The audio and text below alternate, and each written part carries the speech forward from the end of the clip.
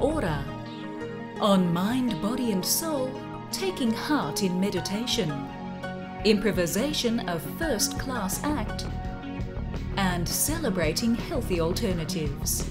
But first, fencing for fitness Japanese style.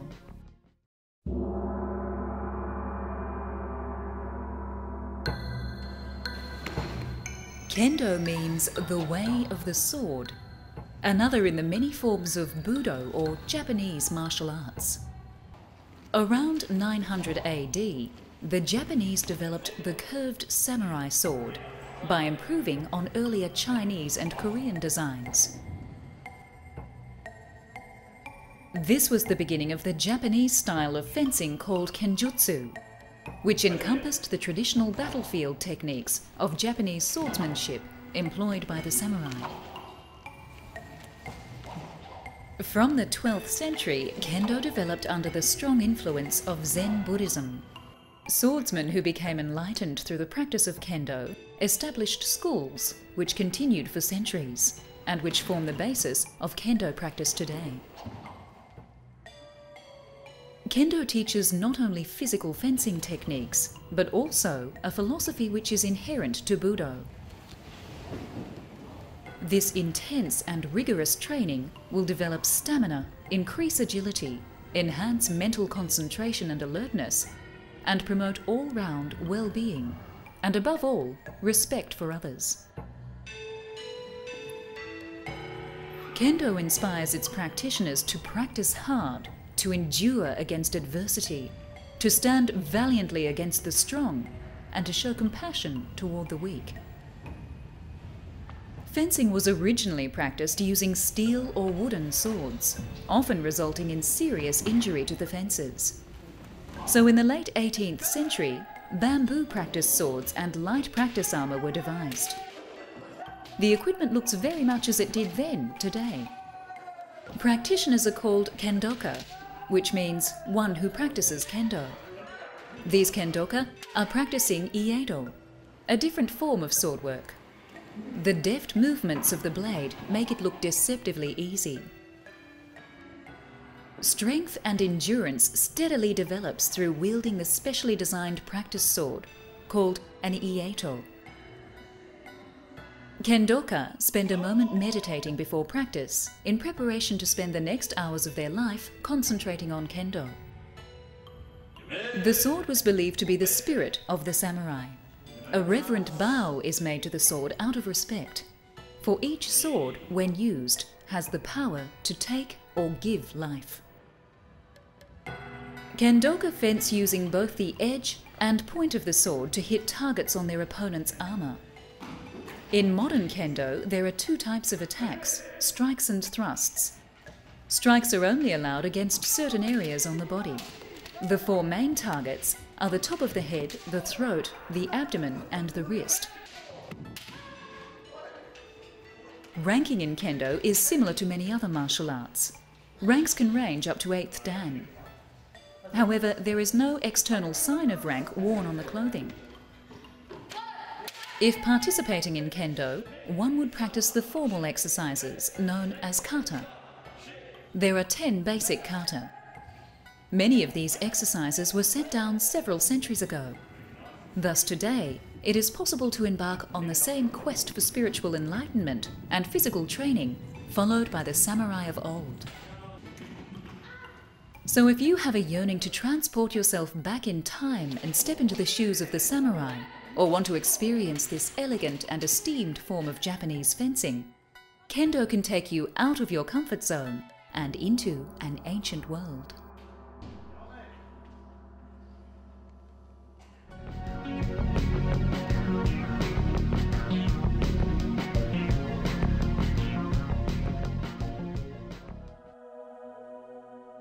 It seems more and more people are discovering the healing benefits of meditation. 200 people gathered recently at a hall in Australia to pour the energies of their souls into healing the earth and themselves. The Twin Hearts meditation was conducted under the beautiful winter solstice full moon by Dr. Hazel Warder. People from all religions gathered under the one roof to let go of their tension and negative emotions and let love in. The twin hearts refers to two chakras in the human energy body, the heart chakra and the crown chakra. These two centers need to be open in order to experience and give love. Dr. Hazel guided everyone through the visualization that she hoped would help to open them.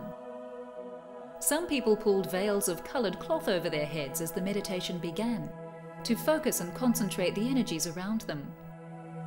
After concentrating for a few moments on opening up their hearts and minds, participants were asked to raise their two hands and imagine the planet Earth revolving between them. Everyone concentrated on sending healing thoughts and energies to the blue planet. Meditation is a wonderful thing to do for general health and well-being. Science has proven people who meditate have enhanced immune systems and lower stress levels. Where there is sadness, let us send joy. Where there is error, let us send truth.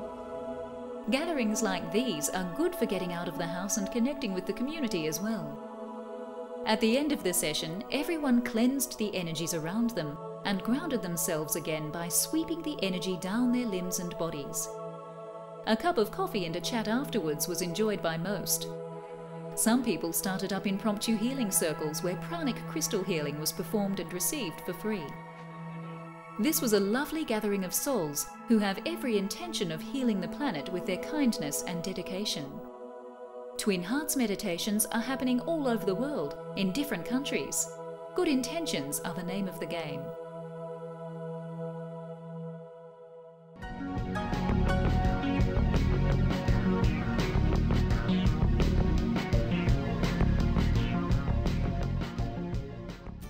You know what they say, a moment on the lips, a lifetime on the hips.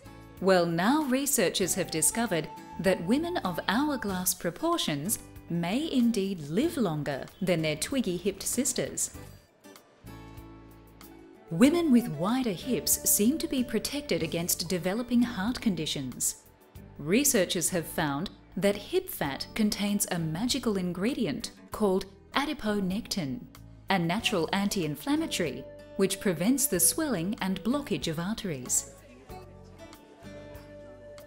The researchers tested over 3,000 men and women between the ages of 35 and 65 in 1987, then checked up on their health status again recently. Women with big hips were found to have an 87% reduction in deaths compared to their thin-hipped friends. They were 86% less likely to develop coronary heart disease as well.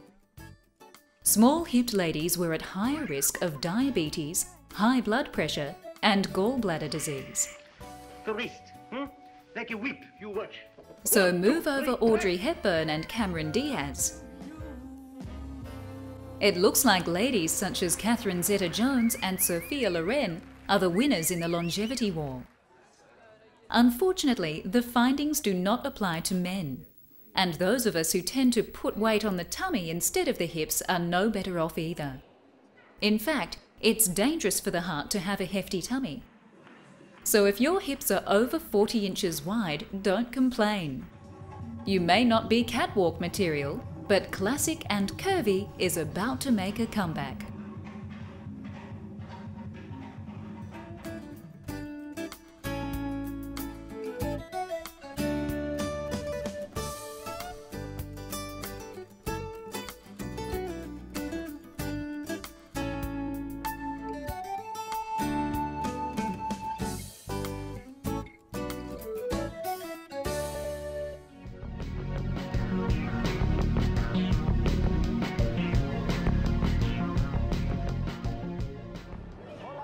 Do bright lights scare you?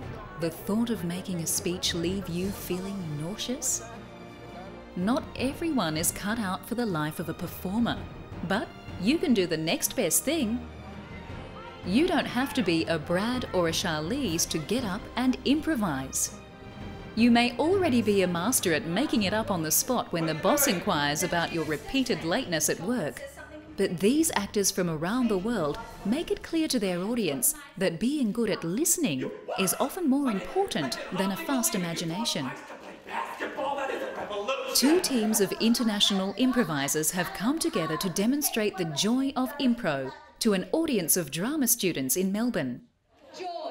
Japan, Sweden, Canada, New Zealand and the US of A are all represented in this brave showdown. Armed with guts but lacking a definite script, the teams pit their creative wits all in the cause of fun. Because of my stripes, you cannot see me. And to see what happens next. Jenny Lovell from Melbourne Impro explains to the students the pros and cons of good improvisation. The first thing that we're doing, of course, in this exercise is that we're actually accepting what the other person says. So if Rick says, you know, flying off a cliff, I just go, yes! Being on stage and forgetting your lines may be a big fear for many actors. But the beauty of improvisation is you don't have any lines to forget. And you can be anyone or anything. There are no rules, just guidelines. When performing, accepting an offer by a fellow improviser is important. Their offer could set the scene, time and activity you are pursuing in one sentence, thus allowing the audience to go along with your act. When someone ignores an offer, it's called blocking. I painted your house blue? This can stop an impro in its tracks and makes one's partner look bad. No, you didn't. There's no house there. Making your partner look good is what it's all about. When on stage, going with the flow and accepting offers creates a feeling of trust between people in an otherwise scary situation. If you do it for them, they'll make you look good in return. Favourite colour, your favourite house? Oh, yes, and you... Once that trust is there, getting on stage to improvise can give you quite a buzz. It's not bungee jumping, but the experience triggers a kick of endorphins and adrenaline into the bloodstream. This rush of hormones leads to a feeling of self-worth, which is important to well-being. This activity can boost self-esteem, and the best thing is it's free, it's legal, and it can be hilarious. But like everything, you have to put something in to get something back. He who hunts the zebra hunts misery. Being clever, creative and amusing are all good points in improvisation. But Laurie, 25 years an improviser, says a good general knowledge and using movies and characters already out in the world is often more creative than trying to be brilliant every time. It's good for you to know a little bit about everything. So you tend to kind of be a little bit of a sponge, you know, what's on in the news, because sometimes you want to be current too. So you're sort of reading, watching, because everything is kind of material for the stage. Step out of your comfort zone and pick up some confidence along the way while getting active. Theatre groups and acting schools everywhere include impro as part of their activities offered. You don't have to be experienced, just game to have a go, and you may just discover a hidden talent to make others laugh. Look out Broadway. Well, maybe not, but you could always pretend. The hunter has become the hunter.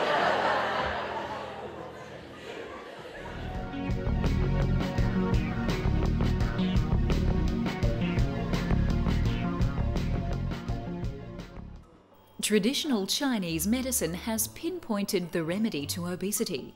Acupuncture is helping overweight people from all over the world to lighten up. A hospital in northern China is offering a fairly easy regime to help people shed pounds. The morning is kick-started with a session of acupuncture. The day is ended with a fun dance class, and the rest of the day is interspersed with well-balanced meals and counselling. Acupuncture has only recently been employed in the battle against the bulge. There has been no reason in ages past for the remedy. According to traditional Chinese medical theory, overweight people have imbalanced digestive systems. Acupuncture can redress the balance by channeling more energy into the system so it can burn fat faster. Acupuncture also reduces the hunger pangs and inhibits the digestive system from absorbing too much food. The remedy is so successful that one man who weighed 215 kilograms lost more than half his body weight in about a year. Thailand and Singapore are also practicing the remedy with great success, but many people from all over the world are choosing China as their treatment base. Luigi Fada said he had grown so obese that he had to sleep sitting up. Lying down, the weight was too much for his respiratory system and he just couldn't breathe. He started his treatment in Thailand and since moving to China has lost 5 kilos in 2 weeks. Experts attribute the world's weight problem to unhealthy eating and a sedentary lifestyle. High blood pressure, cardiovascular disease and diabetes are on the rise. Mr. Smith from Scotland says more people should get into acupuncture as a possible weight loss solution. The pain of needles is all in the mind, he says. People have been culturally conditioned to expect it. So put your blinkers on, lie back and be brave. Acupuncture needles may help to burst your fat bubble.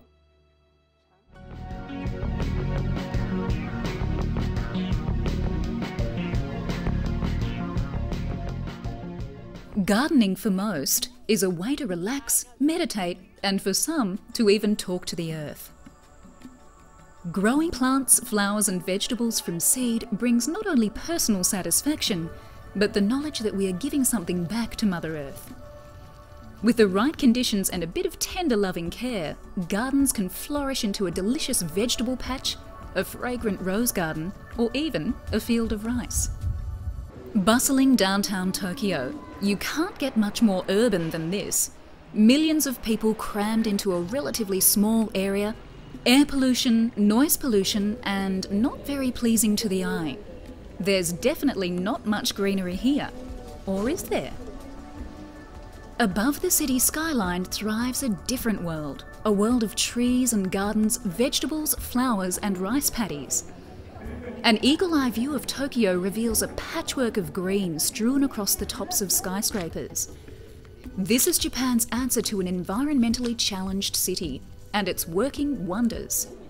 Tokyo's skyscrapers have a heat retention problem, making Tokyo hotter than many of the tropical cities of Southeast Asia. Heat can turn fossil fuel pollution into photochemical smog, putting pressure on the human immune system, triggering asthma. By cultivating gardens on top of buildings, temperatures are set to drop in Tokyo, as the greenery acts as a natural filter and insulator. And it seems that rooftop gardens are encouraging water conservation too. Cisterns placed on the tops of buildings make sure no rainwater drains off and goes to waste. But perhaps the nicest thing about all of this newfound greenery is the ability to just sit back and enjoy it all. Gardens are a nice place to retreat at the end of a hard day's work for a bit of meditation. A healthy green environment leads to healthy, relaxed humans.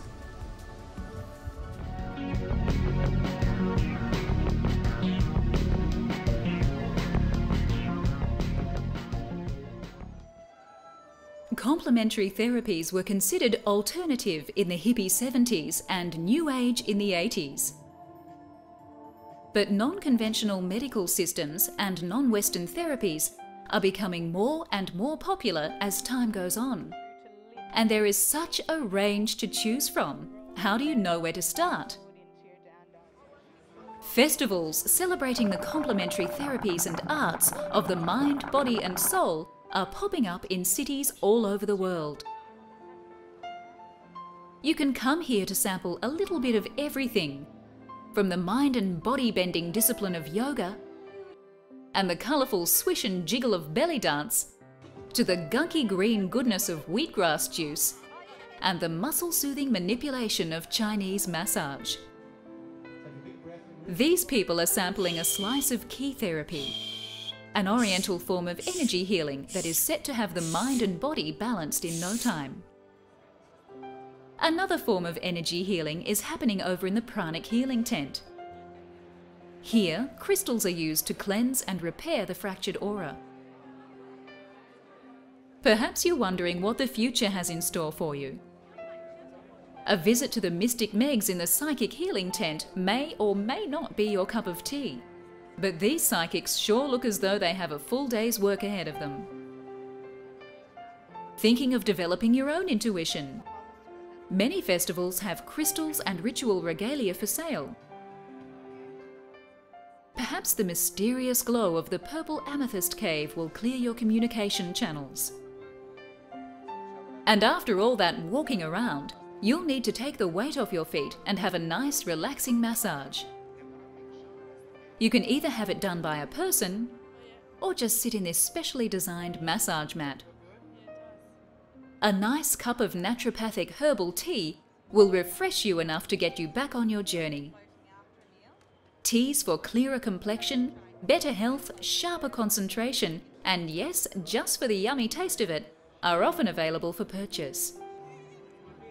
So, where to next? A stint in the sauna tent? An iridology consultation? The options are limitless. Spend the weekend pondering the meaning of life and the nature of good health. Give your mind, body and soul a good workout at a festival in your city.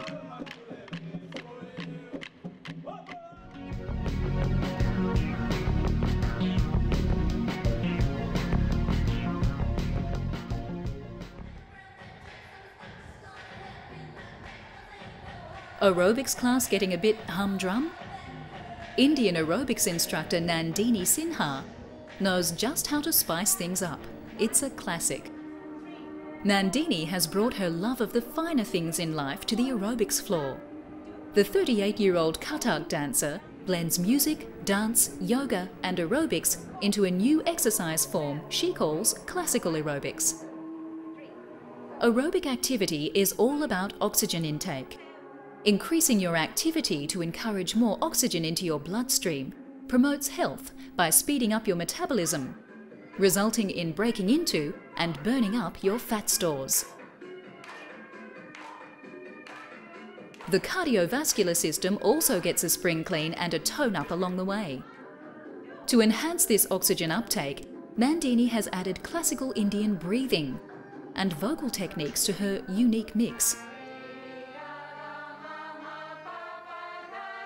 Nandini realised the importance of being well attuned with your home culture when she was travelling the globe, and wants to encourage other Indians to brush up on being Indian.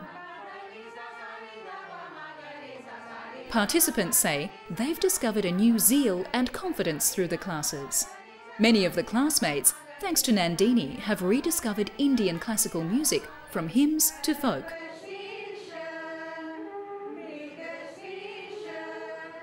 An exercise class with classical style and culture. A nice alternative to those of us that don't quite get into hip-hop.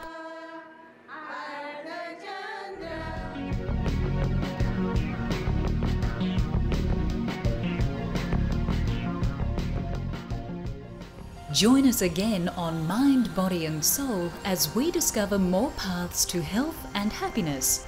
But for now, Dominique gives us some food for thought. You'll only ever experience pain, discomfort, anguish when you're not accepting this moment as it is. When you accept the moment as it unfolds, when you accept and give yourself permission to experience all of the different layers of possibility available to you right now, you come to a place of peace within yourself. The next time you find yourself feeling upset, stressed or angry, ask yourself, what is it about this moment that I'm not accepting? Once you accept that it's just part of the experience, that in another moment it will be different, it will change and shift, you come to a place of peace and the moment moves on.